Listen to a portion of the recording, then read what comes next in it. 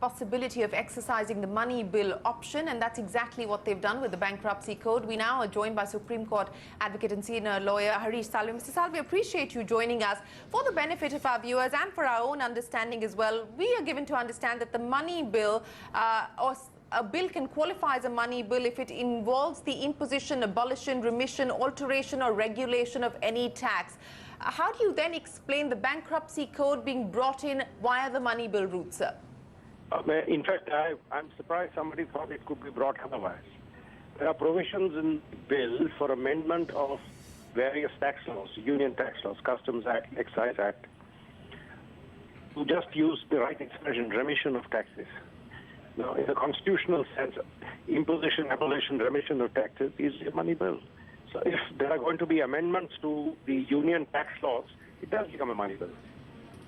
Okay, so for the benefit of our viewers again, I'm looking at the financial memorandum of the bankruptcy code, and clause 8 there very clearly specifies that the 2nd, 3rd, 4th and 6th schedules of the insolvency and bankruptcy code seek to propose appropriate changes in the Central Excise Act, the Income Tax Act, the Customs Act and the Finance Act of 1994. So you're saying on account of those changes, this does qualify and categorize as a money bill?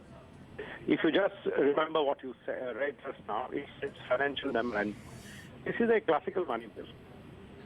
In fact, if these amendments have to be made, if you're going to affect the income tax, if you're going to affect central excise, if you're going to amend Customs Act, it has to be through money bill. Okay, so you're saying that this qualifies as a classical money bill. Mr. Salve, you've... Okay, if I could also ask you about what could be the challenges in implementability, because this would require the amendment of certain other provisions as well outside of the acts that we just spoke about, which make it a money bill. What do you see as the challenges perhaps for the implementation of this legislation? I have not studied it in detail, and I'm sure there will be challenges as we go along, but you know, Shereen, for a very long time, corporate India and the working of the financial sector as well as the working of the industrial sector has sorely lamented the absence of a bankruptcy law, which is there in every country. Companies can go bankrupt. Individuals go insolvent. We have the insolvency law. Corporate insolvency is today a very important issue. And where there is corporate bankruptcy, you may at times need to rescue corporations as you rescue individuals under the insolvency law. How do you do it? Today you have an extreme situation. You take a company into winding up and you sink it. Winding up is not a solution.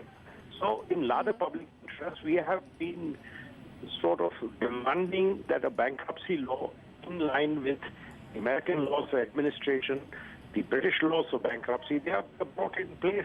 This is there in almost every developed country and important economy. So I think this is a very positive step the government has brought. It will send, hopefully, a good signal to the market that reforms are back on track. Okay. And once again, sir, for the benefit of our viewers, a money bill does not require the approval of the upper house. It cannot be amended or rejected by the upper house. It will deem to have been cleared by both houses of parliament once the Lok Sabha passes it.